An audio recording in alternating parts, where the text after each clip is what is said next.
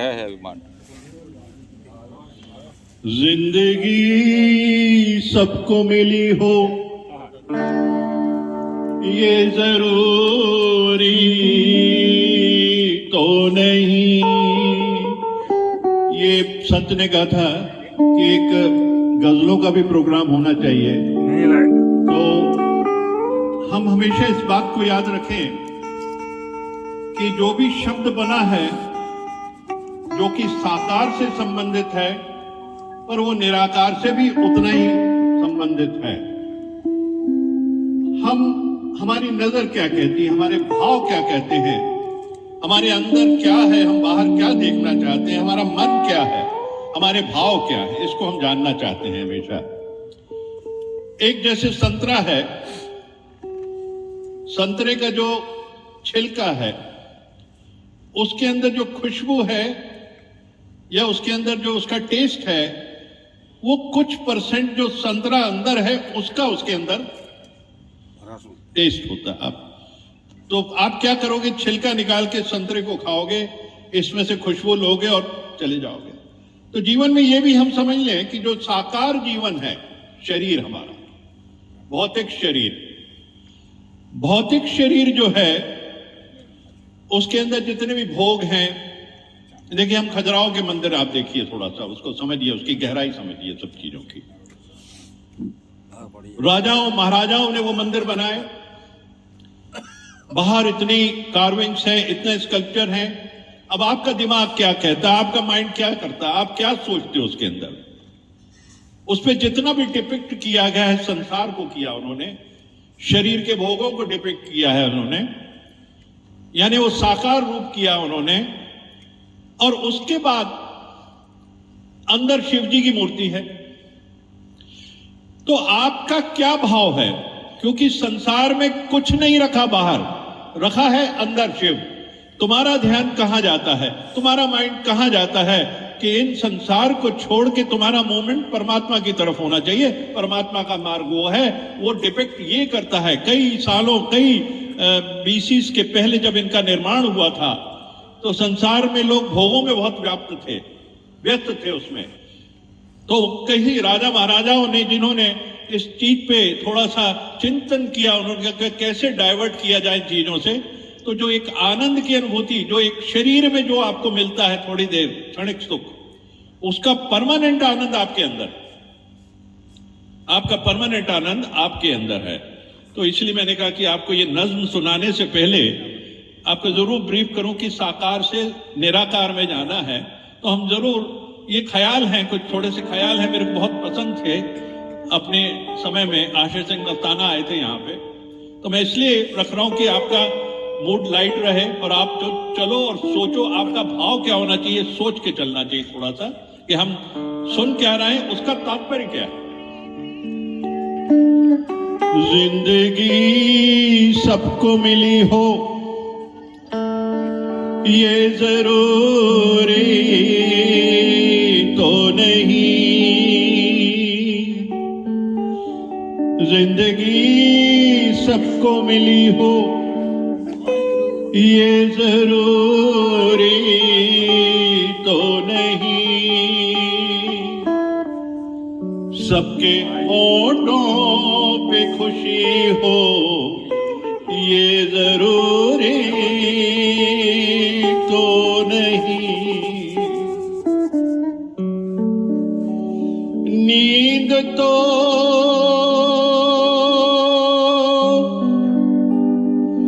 दर्द के बिस्तर पे भी आ सकती है।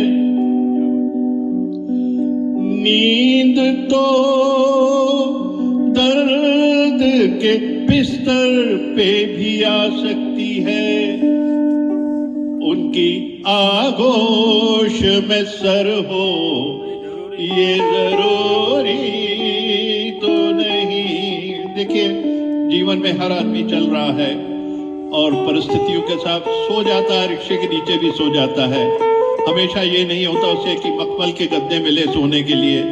वो थका हुआ व्यक्ति वहां भी सो जाता है और जरूरी नहीं कि वो मिले, और उसमें जो उसको आनंद मिलता वो उसमें नहीं मिल सकता है। तो इस चीज को हम गहराई से समझें। आग गुलशन में बहारें भी लगा देती हैं, आग गुलशन में बहारें भी लगा देती हैं।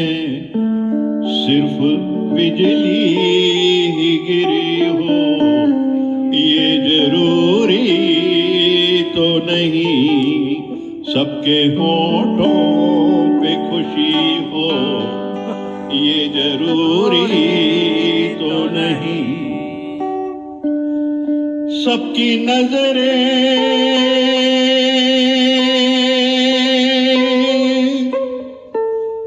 मैं खाने में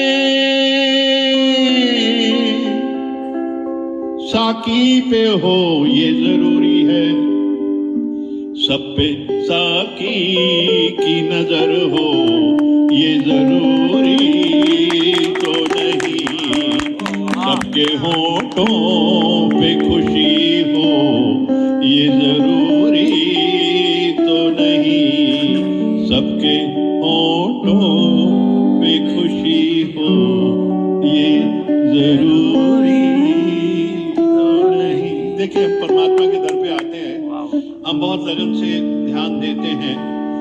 देखिए, एक 16वें अध्याय में भी ये दिया गया है कि मैं सब जगह व्याप्त हूँ, सब जगह मौजूद हूँ, सबके अंदर मौजूद हूँ, पर कहीं कहीं खास जागृत हूँ।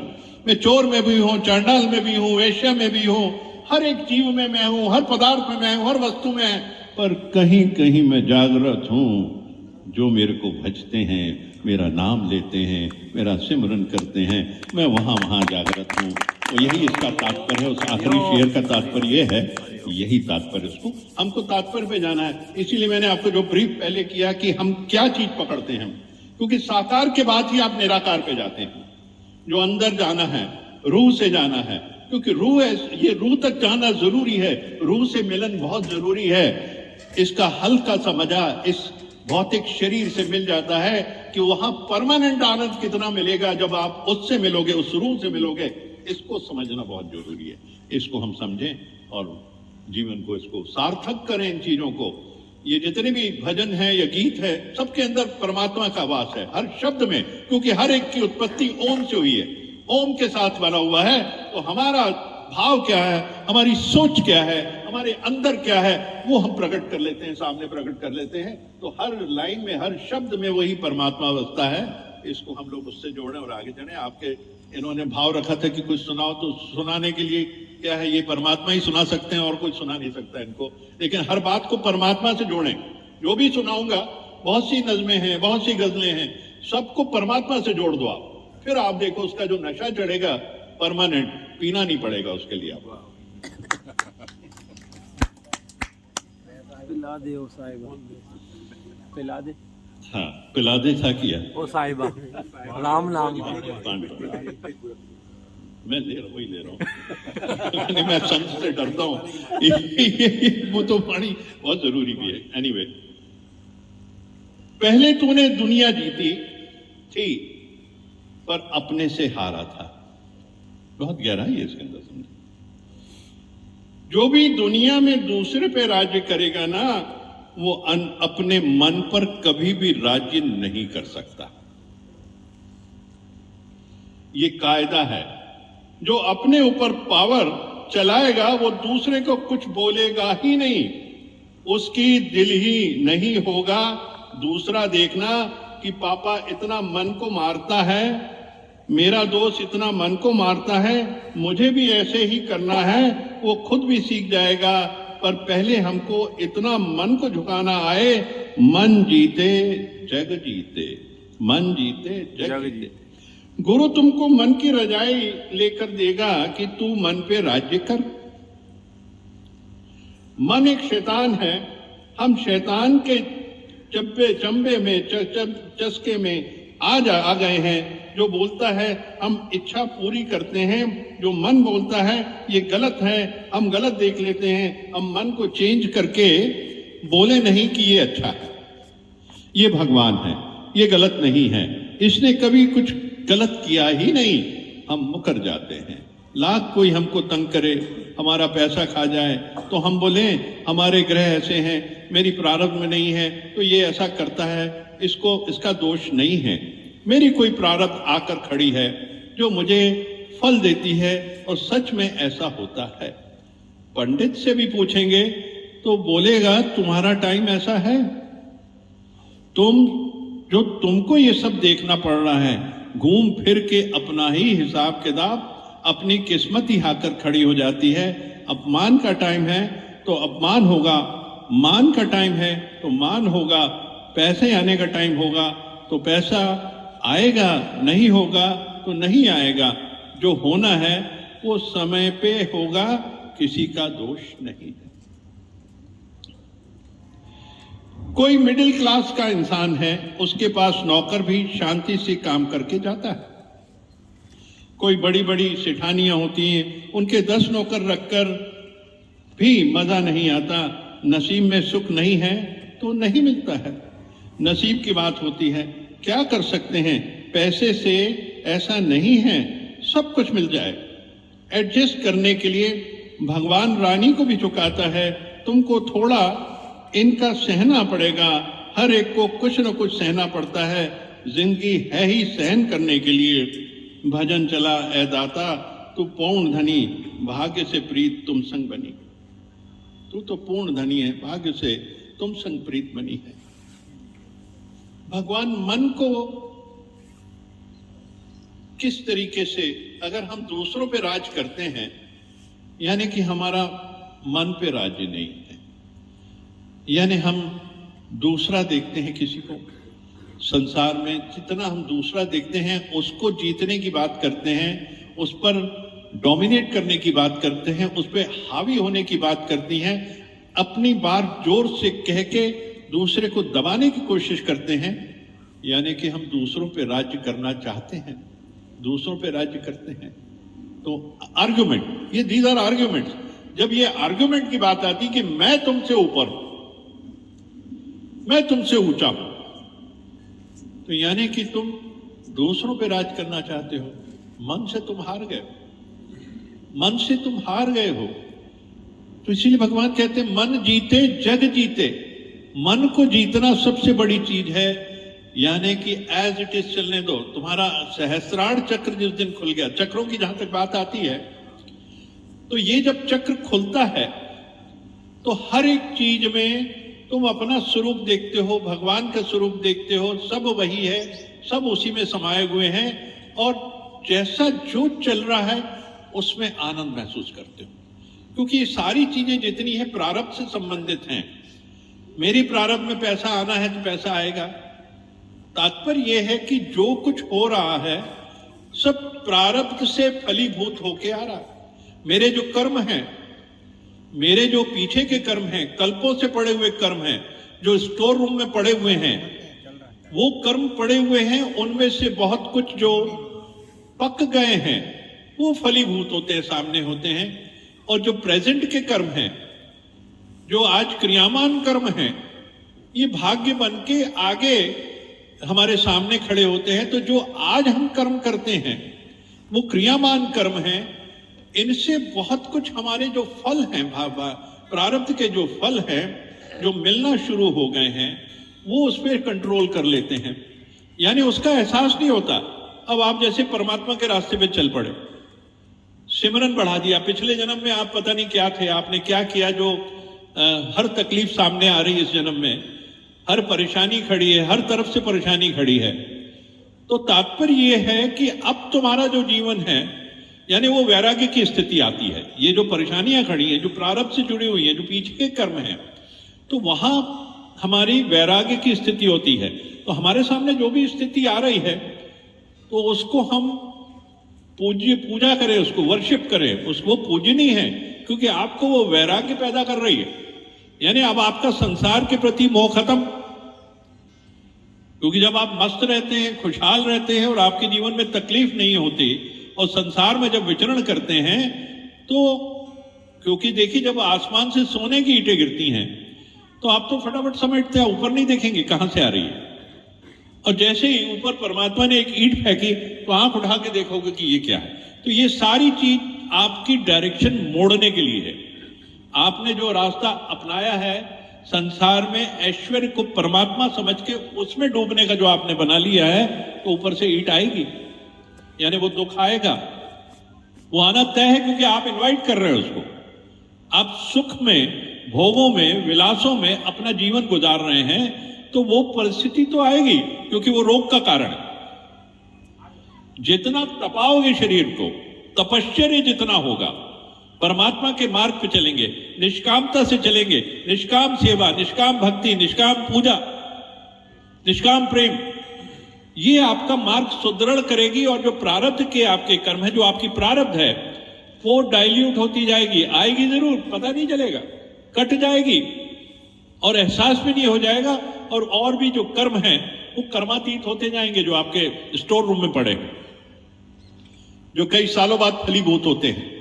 तो ये सारे धीरे धीरे धीरे जितना आप अपना तपश्चर्य बढ़ाएंगे, परमात्मा को समर्पित होकर परमात्मा के मार्ग पे, निष्कामता के मार्ग पे जितना आप ज्यादा चलेंगे, उतना ही आपके जीवन में तकलीफें कम होती जाएंगी। और अगर आएंगी भी तो सूली का कांटा पड़ते हुए आपको इनसे मुक्त कर देंगी। देखिए, एक चिड़िया का दृष्टांत मैं आपको सुनाता हूं, बहुत पहले भी हुआ। और सबसे पहले जब मैंने सत्संग जाना शुरू किया तो उसी दिन वो सामने इस तरीके से रखा दृष्टांत को, वाणी के साथ साथ। वो तब से इतना जज्ब है इसके अंदर, शरीर के अंदर, मेरे रग रग में घूम गया वो सारा, कि देखिए, एक बार नारद मुनि, रेगिस्तान में एक चिड़िया थी, वो गर्म इतना होता है, एक पैर ऊपर एक पैर नीचे करके खड़ी थी। वो उसके प्रारब्ध में आनी थी चीज, और रेगिस्तान, ना कोई झाड़, ना पानी, ना कुछ। नारद मुनि वहां से निकल रहे थे तो चिड़िया ने कहा, भाई नारद जी आप कहां जा रहे? बोले मैं भगवान विष्णु के पास जा रहा हूं।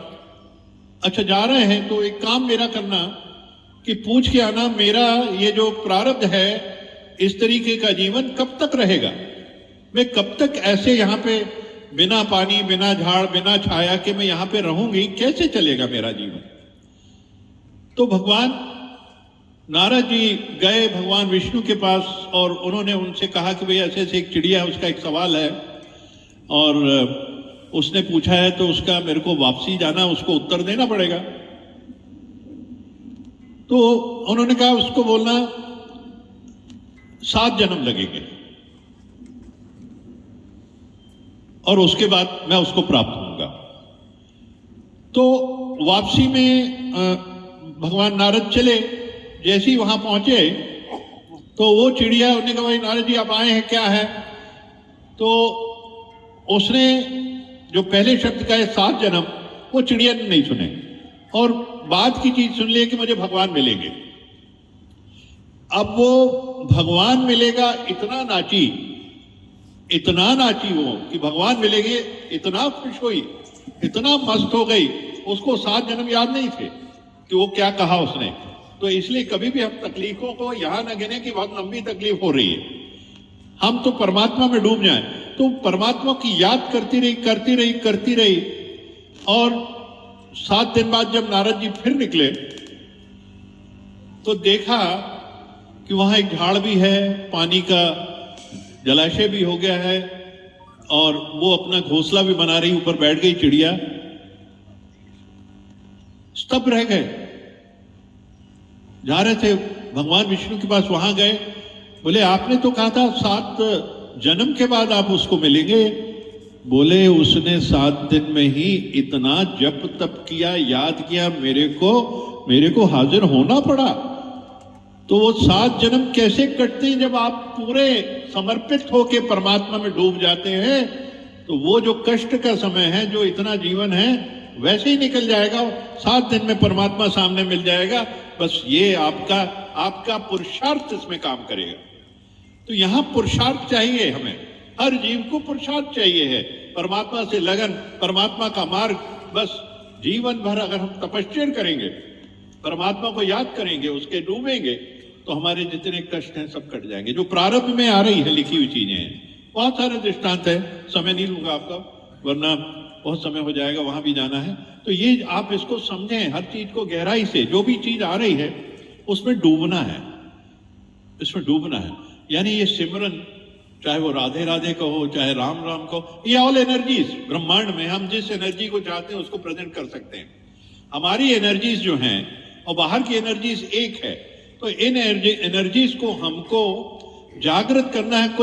कोई एक साकार रूपियत में कोई एक हमने कोई स्टैचू है या कोई एक मूर्ति बनी हुई है, तो वो क्या है? हमारे भाव से ही बनी है, वो हमारे ख्याल से, भावनाओं से बनी है। तो हम उसमें प्राण प्रतिष्ठा करते हैं उसके अंदर। यानी हम संकल्प करके, हम सब इतने लोग याद करके अपनी हविष, अपना भाव उसके अंदर डालते हैं, तो भगवान प्रकट हो जाते, फिर वो पूजनीय हो जाता। उसके पहले तो मन जब बनाने वाला होता है वो ठोकता पीटता रहता है, उसको मारता है, कितना मारता है, हाथ में आ रही, पैर में आ रही, कहीं भी आ रही। जब उसमें प्राण प्रतिष्ठा की जाती है तब वो मूर्ति साकार रूप में आ जाती है, उसके अंदर एनर्जीज आ जाती है, वो एनर्जीज आपको व्याप्त होती है। तो आप एनर्जी किसी में भी कर सकते हो, आप गुरु कोई भी बना सकते हो। गुरु के अंदर आपकी एनर्जी प्रवाहित करोगे, आपकी श्रद्धा, समर्पण, विश्वास, वो गुरु बना देगी। वो सब आपका भाव, हम सबका भाव है। हम किसी को भी कुछ भी उस दृष्टि से देखेंगे, उसके अंदर वो प्राण प्रतिष्ठा हो जाएगी, उससे हमको सारी कृपा मिलने लगती। ताकत हमारे अंदर है रिसीव करने की ताकत, उसकी कृपा, परमात्मा की कृपा, उसको लेने की ताकत हमारे अंदर ही है। सब कुछ हमारे अंदर है, बाहर से कुछ नहीं आना। हमने वो जागृत करना है, वो ट्रांसमीटर है, वो रिसेप्टर है, हमने उसको जागृत करना, वो सारी चीजें हमारे तक आने लगेगी। यही जीवन का सार है। इसको हम समझे, गहराई से समझे, बहुत ही गहराई से, बहुत। तेरी रहमतों में कमी नहीं, तेरी रहमतों में कमी नहीं, तेरी रहमतों में कमी नहीं। मेरी एहतियात में ढील है, मेरी एहतियात में ढील है, मेरी एहतियात में ढील है। मेरे साथ रब जलील है, न सबूत है न दलील है, न सबूत है